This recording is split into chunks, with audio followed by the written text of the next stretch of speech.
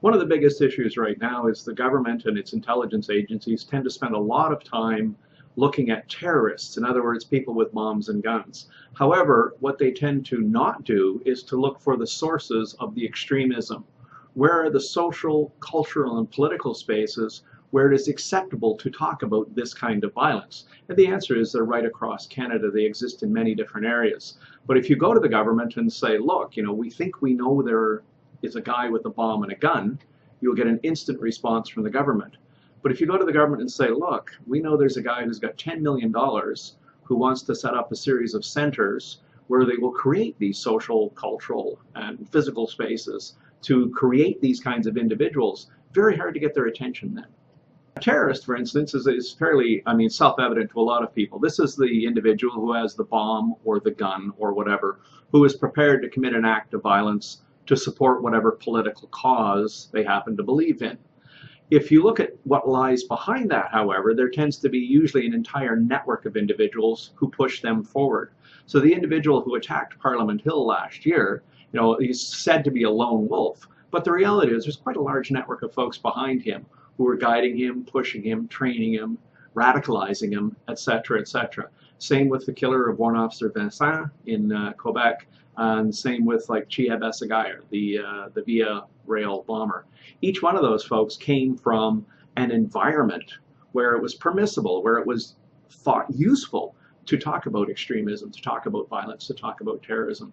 If the government is interested in stopping this problem in the medium to long term, that's where the focus needs to be, is on those people who create the networks of extremism and not just the guy with the bomb or the gun. Muslim Brotherhood should be of interest to Canadians and to the Canadian government for two broad reasons. One is they have a large series of networks here in Canada which are creating the networks of extremism.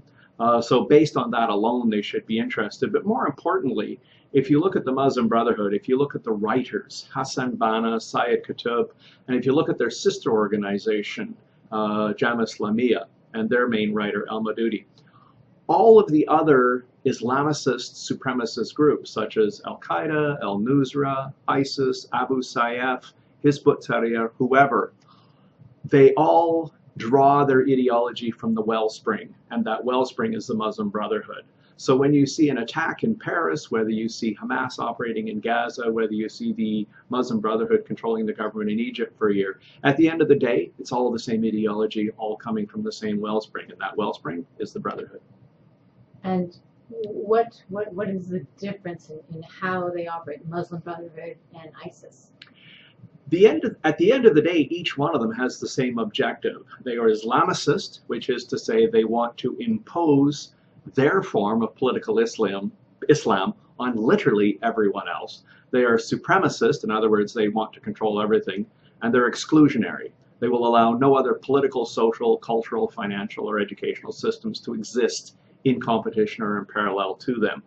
Where it gets interesting, I think, is that the difference between the groups is one of methodology and tactics. So in ISIS, there's a group of people believe you could just kill your way into a supreme position, and they're successful in the short term. Whether that approach is successful in the long term, of course, is difficult.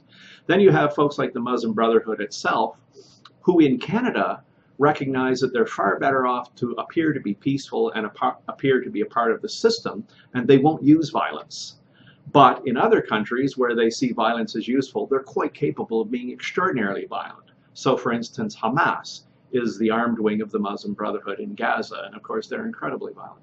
If you want to look at where Canada is going in terms of extremism, in terms of violence on the street, etc., it's probably worth literally taking a walk through the neighborhoods in Den Haag, Molenbeek, Paris, Brussels, London and the Tower Hamlets, whatever, where large numbers of folks have moved in. They've maintained and advanced an extremist agenda, and the government has continuously caved into them over a period of years, citing multiculturalism, citing cultural relativism, citing diversity, etc., etc.